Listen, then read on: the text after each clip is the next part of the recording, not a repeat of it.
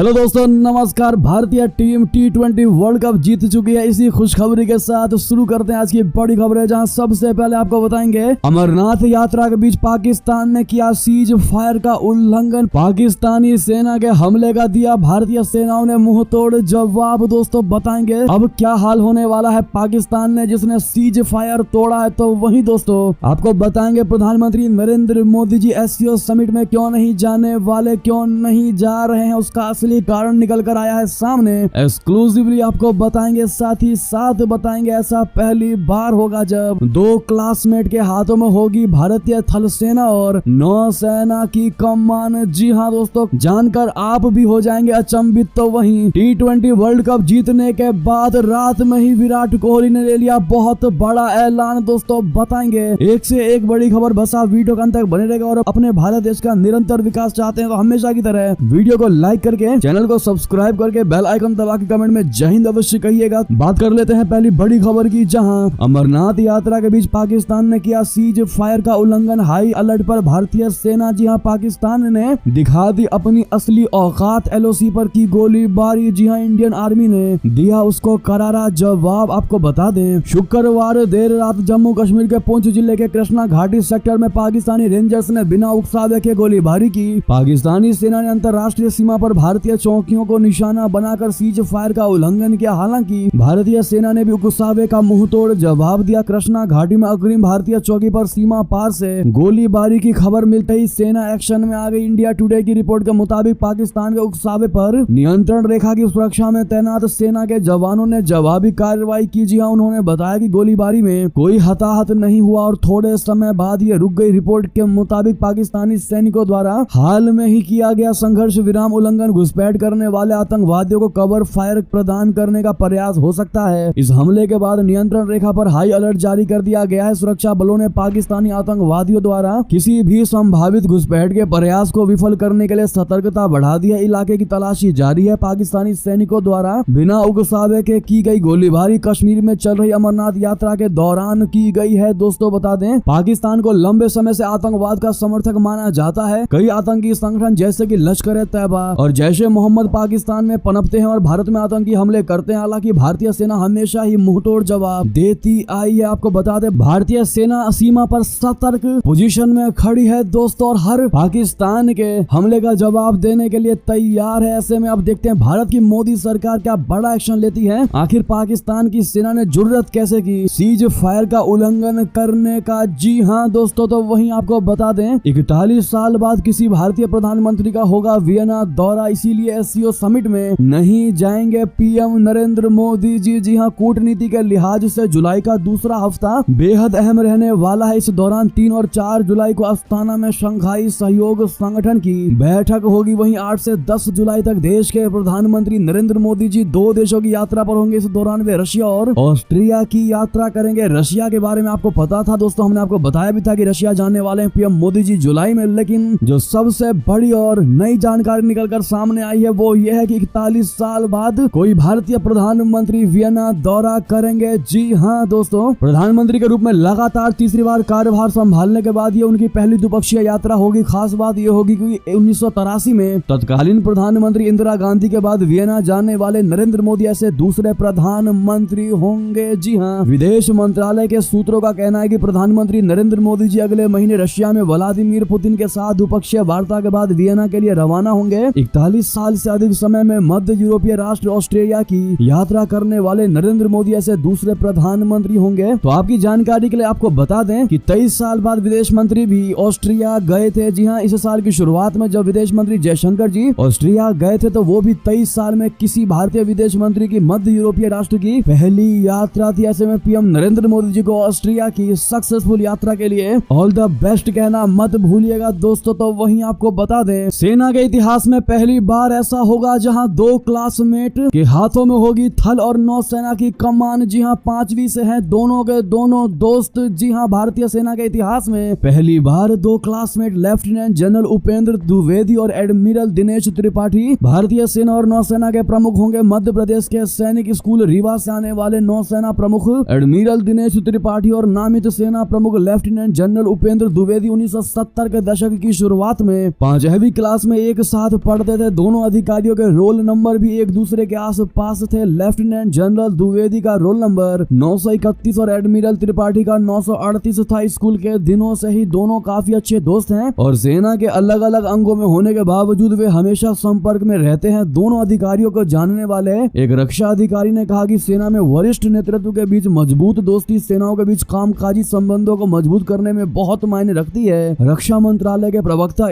भारत भूषण बाबू ने ट्वीट करके कहा कि दो प्रभावशाली छात्रों को प्रशिक्षित करने का यह दुर्लभ सम्मान जो 50 साल बाद अपनी अपनी सेनाओं का नेतृत्व करेंगे मध्य प्रदेश के रीवा के सैनिक स्कूल को जाता है। जी हाँ दोस्तों, ऐसे में अगर आप भी ये जानकर दंग रह चुके हैं, मान चुके हैं कि ऐसा रेयरली कहीं पर संभव नहीं होता, लेकिन जिस प्रकार से ये संभव हो पाया है वाकई में अद्भुत है दोस्तों। तो इन दोनों सेना के अधिकारियों का आप लोग कांग्रेचुलेशन कहना मत भूलिएगा कमेंट में। तो वहीं आपको बता दें आखिर पाकिस्तान की इतनी जी हजूरी क्यों कर रहा है अमेरिका। कमला हैरिस के बयान से हुआ बड़ा खुलासा। बता दें अमेरिका का बाइडेन प्रशासन इन दिनों पाकिस्तान के साथ संबंधों को मजबूत करने में जुटा हुआ है। ये वही सरकार है जिसने शुरुआती 2 साल तक पाकिस्तान से सीधे मुंह बात तक नहीं की। अमेरिकी राष्ट्रपति बाइडेन से बातचीत न होने का दुखड़ा रोते रोते इमरान खान की सत्ता चली गई। आज वही जो बाइडेन प्रशासन अमेरिका के लिए पलक पावड़े बिछा रहा है। ऐसे में सवाल ये उठ रहे हैं कि अमेरिका आखिर ऐसी क्या मजबूरी आ चुकी है जो वो पाकिस्तान की इतनी जी हजूरी कर रहा है। इसका जवाब बाइडेन प्रशासन में नंबर 2 और अमेरिकी उपराष्ट्रपति कमला हैरिस के एक कार्यक्रम से मिला है। जी हाँ, कमला हैरिस इन दिनों अमेरिका में रहने वाले पाकिस्तानी समुदाय को आगामी राष्ट्रपति चुनाव में जो बाइडेन को वोट देने के लिए साध रही है। अमेरिका में पाकिस्तानी मूल के मतदाताओं की संख्या अच्छी खासी है। अमेरिकी विदेश विभाग की प्रधान उप सहायक सचिव एलिजाबेथ होस्ट ने शुक्रवार को अमेरिका में पाकिस्तान के राजदूत मसूद खान की इस्लामाबाद और वॉशिंगटन के बीच पुल बनाने में की गई सेवाओं के लिए प्रशंसा की। जी हाँ दोस्तों, यहाँ तक कि होस्ट ने विदाई रात्रि भोज का भी आयोजन किया। जी हाँ, अब ऐसे में आपको क्या लगता है दोस्तों, जिसने 2 साल तक लगातार पाकिस्तान से बात तो दूर उसकी तरफ देखा तक नहीं, इनडायरेक्टली कोई कमेंट तक नहीं किया पाकिस्तान पर, आज अचानक से कैसे उसके लिए दरी बिछाने लगा अमेरिका। इस पर आपकी राय तो बनती है दोस्तों। देखते हैं भारत की जनता क्या जवाब देती है, वो भी कूटनीतिक जवाब। तो वहीं आपको बता दे इतना ही नहीं, दूसरी तरफ अमेरिका से पाकिस्तान मांग रहा है छोटे छोटे हथियार, क्योंकि पाकिस्तान ने बिना तैयारी करके दिया सैन्य ऑपरेशन का बड़ा ऐलान। आपको बता दें पाकिस्तान की सरकार ने हाल में ही अज़्म इत्तेहकम यानी जिसका मतलब होता है दोस्तों स्थिरता के लिए संकल्प, उस नाम के सैन्य अभियान को मंजूरी दे दी है। अमेरिका में पाकिस्तान के राजदूत ने अमेरिका से आग्रह किया है कि वो इस्लामाबाद की नई स्वीकृत आतंकवाद विरोधी पहल ऑपरेशन अज़्म इत्तेहकम की सफलता सुनिश्चित करने के लिए उनके देश को छोटे छोटे हथियार और आधुनिक उपकरण प्रदान करे। तो वहीं आपको बता दें विशेषज्ञों का बड़ा खुलासा, रशिया ने यूक्रेन पर उत्तर कोरियाई मिसाइलों से ही किया हमला। जी हां, अवशेषों से खुल गई असली पोल। बता दें वर्ष 2018 से यूक्रेन पर हमलों में इस्तेमाल किए गए हथियारों का पता लगाने वाले एक शोध संगठन के प्रमुख ने शुक्रवार को संयुक्त राष्ट्र सुरक्षा परिषद को बताया कि ये अकाट्य रूप से स्थापित हो चुका है कि यूक्रेन में पाए गए बैलिस्टिक मिसाइल के अवशेष उत्तर कोरिया के हैं। बैठक में अमेरिका और उसके सहयोगी पश्चिमी देशों ने रशिया और उत्तर कोरिया के साथ बहस करते हुए कहा कि Democratic People's Republic of Korea यानी उत्तर कोरिया से हथियारों के निर्यात को लेकर लगाए गए संयुक्त राष्ट्र के प्रतिबंधों का दोनों देशों ने उल्लंघन किया है। रशिया ने आरोप को निराधार बताया और उत्तरी कोरिया ने किसी के कथित हथियार हस्तांतरण पर चर्चा करने को अत्यंत निंदनीय कृत्य करार देते हुए बैठक को खारिज किया। तो वहीं बता दें दुनिया के सबसे बड़े नौसेना अभ्यास में हिस्सा लेने पहुंचा INS शिवालिक,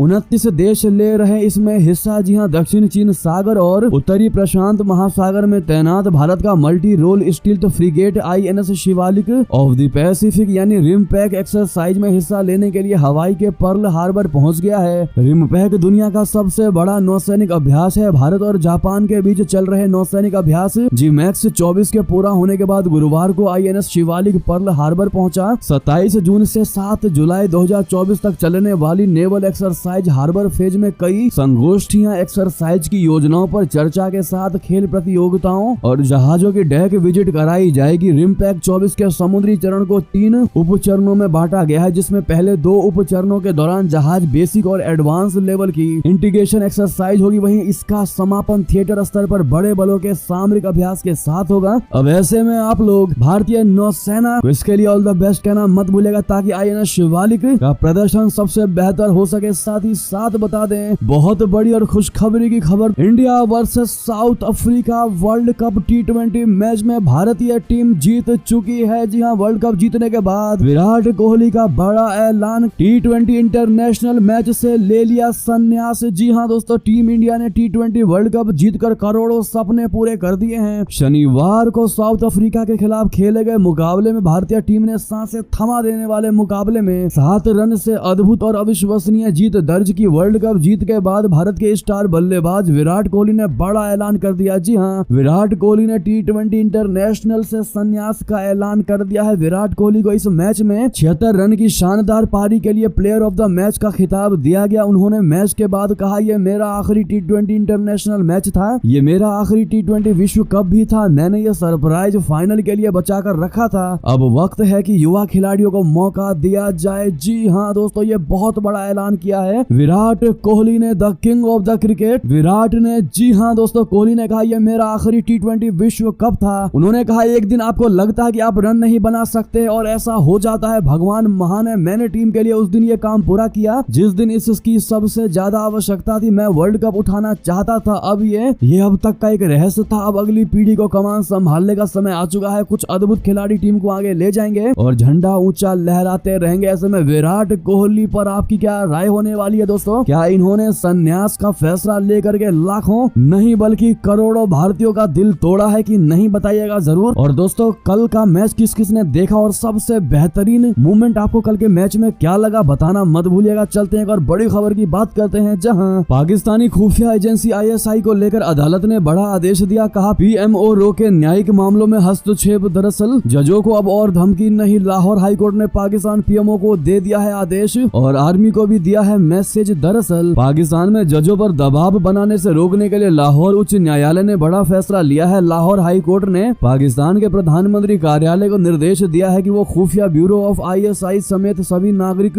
और सैन्य एजेंसियों को किसी भी न्यायाधीश या उनके कर्मचारियों से संपर्क करने पर रोक लगाने के लिए निर्देश जारी करें। शनिवार को न्यायमूर्ति शाहिद करीम ने एक लिखित आदेश में 5 SOP जारी कर दिए। हाईकोर्ट का यह आदेश पंजाब प्रांत के सरगोधा में आतंकवाद निरोधी अदालत के न्यायाधीश की तरफ से दर्ज की गई शिकायत पर की गई कार्रवाई के दौरान आया। साथ ही साथ बता दें, कांग्रेस का बड़ा आरोप, कहा अदानी समूह चीनी मदद ले रहा है। जी हाँ, PM से पूछा, क्या राष्ट्रीय सुरक्षा पर विचार करेंगे? दरअसल प्रधानमंत्री नरेंद्र मोदी जी पर निशाना साधते हुए कांग्रेसी नेता जयराम रमेश ने भारत को चीन पर निर्भरता से मुक्त करने के लिए एक रणनीति बनाने का आह्वान भी किया। इस दौरान उन्होंने कहा कि हमें यह तय करना होगा कि करदाताओं के पैसे से चीनी कंपनियों का लाभ न पहुंचे। दरअसल सोशल मीडिया एक्स पर एक पोस्ट में जयराम रमेश ने लिखा कि नॉन बायोलॉजिकल प्रधानमंत्री ने 19 जून 2020 को गलवान झड़प के बाद देश को ये कहकर बदनाम किया था कि ना कोई हमारी सीमा में घुस आया है, ना ही कोई घुसा हुआ है। हालांकि वो अपने टेम्पो वाला दोस्त की मदद के लिए चीनी कामगारों को उदारता से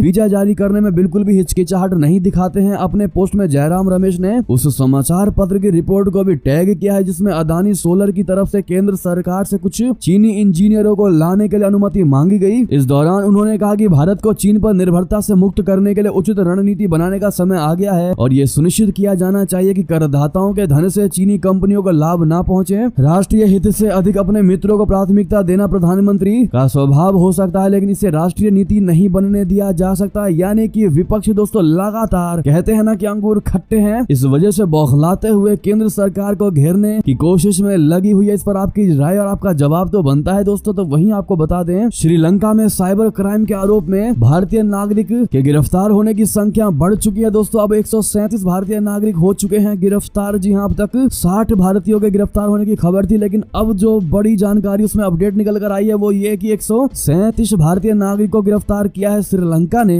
शुक्रवार को स्थानीय मीडिया ने यह खबर दी है। पुलिस के अनुसार नोगोम्बो से 55 संदिग्धों को 55 मोबाइल फोन और 29 लैपटॉप के साथ हिरासत में लिया गया। इसी तरह कोच्चि काडे में अधिकारियों ने 53 व्यक्तियों को पकड़ा और 31 लैपटॉप एवं 58 मोबाइल जब्त किए। मडिवेला में अभियान के दौरान 13 संदिग्धों को गिरफ्त में लिया गया और उनके पास से 8 लैपटॉप और एवं 38 मोबाइल बरामद किए गए। वहीं थाना लगामा से 16 संदिग्धों को हिरासत में लिया गया, यानी कुल मिलाकर 137 भारतीयों को गिरफ्तार किया गया है। दोस्तों, इस पर आपकी राय तो बनती है क्योंकि ये भारत के लिए चौंकाने वाली खबर है। साथ ही साथ बता दें, फिर एक बार जुम्मे के दिन ईरान में होगा चुनाव। जी हाँ, ना खामेनेई समर्थक जलीली, ना ही हिजाब विरोधी पज़शिकियान। ईरान में किसी भी राष्ट्रपति कैंडिडेट को बहुमत नहीं मिला। आपको बता दें, ईरान के राष्ट्रपति इब्राहिम रईसी की मौत के बाद ईरान में राष्ट्रपति पद के लिए चुनाव जारी जारी है। शुक्रवार को ही वोटिंग में किसी भी उम्मीदवार को बहुमत नहीं मिला है। किसी भी पक्ष को 50% वोट तक नहीं मिलने के कारण अब अगले शुक्रवार को फिर से चुनाव होंगे। इस चुनाव में सबसे अधिक वोट हासिल करने वाले सईद जलीली और मसूद पाजशकियान के बीच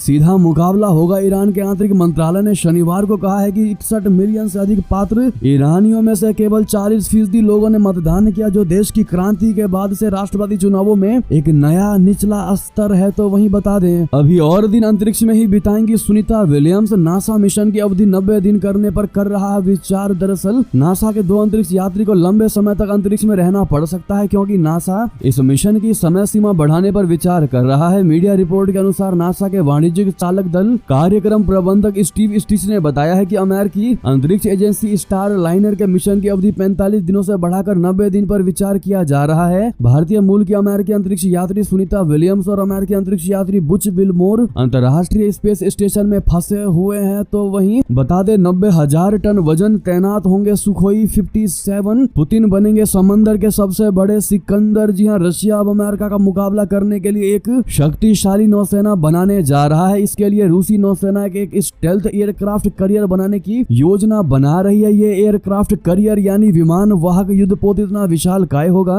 कि अमेरिकी नौसेना भी शायद इससे डर जाए। जी हां, जानकारी के मुताबिक रशिया जिस एयरक्राफ्ट करियर को बनाने जा रहा है उसका वजन 90,000 टन होगा। ये आकार में अमेरिकी सुपर कैरियर के बराबर होगा। इस एयरक्राफ्ट करियर पर स्टेल्थ तकनीक से लैस सुखोई 57 लड़ाकू विमानों को तैनात किया जाएगा। अब सवाल ये है कि अचानक रशिया की सेना को महाविनाशक एयरक्राफ्ट करियर की आवश्यकता क्यों पड़ी। जी हाँ, दरअसल यूक्रेन से युद्ध में रशिया के ब्लैक सी फ्लीट के कई जहाज तबाह हो गए। यही नहीं, यूक्रेन और नाटो देशों से मुकाबले के लिए उसे 4 एयरक्राफ्ट करियर की सख्त आवश्यकता है। रूस के पास एक भी एक्टिव विमान वाहक पोत नहीं है, जबकि उसके सबसे बड़े दुश्मन अमेरिका के पास 11 एयरक्राफ्ट करियर है। शायद यही वजह है कि समुद्र में खतरों से निपटने के लिए रशिया बहुत जल्द दुनिया का सबसे विशालकाय एयरक्राफ्ट करियर तैयार करना चाह रहा है। साथ ही साथ बता दें, तुर्की के राष्ट्रपति एर्दोगन दुनिया के इस मुस्लिम देश से 12 साल बाद करेंगे दोस्ती। इजराइल का है कट्टर दुश्मन। बता दें, तुर्की के राष्ट्रपति रेसेप तैयब एर्दोगन अपने पड़ोसी सीरिया के साथ फिर संबंध सुधारने को तैयार दिखाई दे रहे हैं। उन्होंने सीरियाई राष्ट्रपति बशर अल असद के साथ संभावित मीटिंग से इनकार नहीं किया। 2011 के सीरियाई गृह युद्ध के बाद तुर्की ने सीरिया से मार्च 2012 में संबंध तोड़ दिया था। असद को सत्ता से बाहर करने के इच्छुक विद्रोहियों को एर्दोगन समर्थन दे रहे थे। तुर्की ने सीमा पर सैन्य अभियान चलाए हैं, जिनके बारे में उसका कहना है कि उसने अपने राष्ट्रीय सुरक्षा को देखते हुए उत्तरी सीरिया में एक सुरक्षित क्षेत्र बनाया है, जहां अब तुर्की के सैनिक तैनात है। साथ ही बता दें, कौन जीतेगा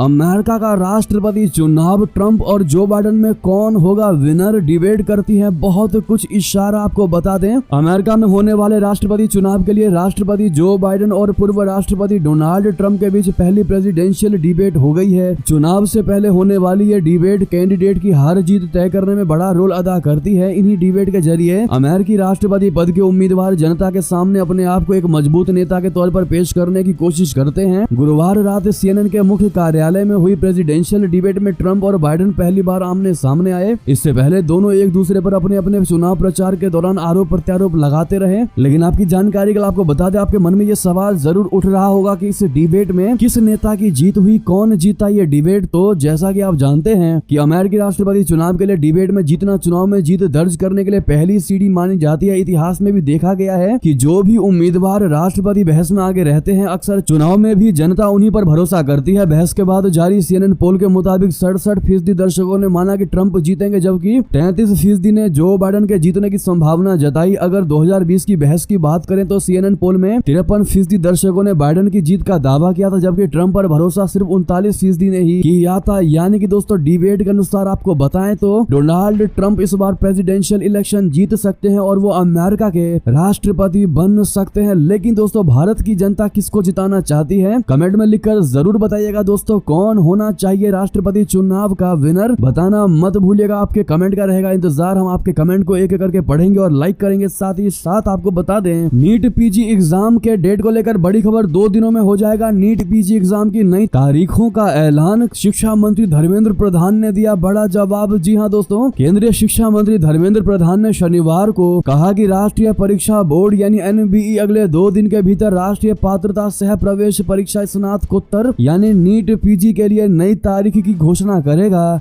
प्रतियोगी परीक्षाओं में कथित अनियमितताओं को लेकर बढ़ते विवाद के बीच एहतियाती कदम उठाते हुए पिछले सप्ताह रद्द की गई परीक्षाओं में नीट पीजी की परीक्षा भी शामिल है। प्रधान ने हरियाणा के पंचकूला में संवाददाताओं से कहा कि नीट पीजी के लिए तिथि की घोषणा एनबीए द्वारा 1 या 2 दिन में की जाएगी। धर्मेंद्र प्रधान की यह टिप्पणी राष्ट्रीय परीक्षा एजेंसी द्वारा उन 3 परीक्षाओं के लिए संशोधित तिथियों की घोषणा के 1 दिन बाद आई है जिन्हें रद्द कर दिया गया था। तो वहीं आपको बता दें, महाराष्ट्र से बड़ी खबर, बिना चेहरे के चुनाव लड़ेगा एमवीए। शरद पवार ने कहा सामूहिक नेतृत्व ही गठबंधन का है फार्मूला। जी हां, राष्ट्रवादी कांग्रेस पार्टी बोले तो एनसीपी जो कि अब एसपी है, प्रमुख शरद पवार ने आगामी विधानसभा चुनाव में मुख्यमंत्री का चेहरा घोषित करने की मांग को खारिज कर दिया। उन्होंने शनिवार को कहा कि महाराष्ट्र में विपक्षी दलों के गठबंधन महाविकास अघाड़ी का फार्मूला ही सामूहिक नेतृत्व है। ऐसे में मुख्यमंत्री का चेहरा घोषित नहीं किया जाएगा। इससे शिवसेना यानी यूबीटी वाली शिवसेना प्रमुख उद्धव ठाकरे की उम्मीदों पर पानी फिर गया। शिवसेना के सांसद संजय राउत लगातार मांग कर रहे हैं कि अक्टूबर में होने वाले राज्य विधानसभा के चुनाव से पूर्व मुख्यमंत्री पद का चेहरा घोषित किया जाना चाहिए। रावत चाहते हैं कि पूर्व मुख्यमंत्री उद्धव ठाकरे को चेहरा बनाया जाए, क्योंकि बिना चेहरे के महाराष्ट्र में चुनाव लड़ना एमवीए के लिए खतरनाक होगा। लेकिन शरद पवार ने यह कहकर उनकी हवा निकाल दी है कि कोई एक व्यक्ति हमारे मुख्यमंत्री पद का चेहरा नहीं बन सकता। तो दोस्तों वहीं आपको बता दें, आखिर सीजेआई चंद्रचूड़ जी ने ऐसा क्यों कहा कि जब लोग अदालतों को न्याय का मंदिर कहते हैं तो मैं मौन हो जाता हूं। जी हां, भारत के प्रधान न्यायाधीश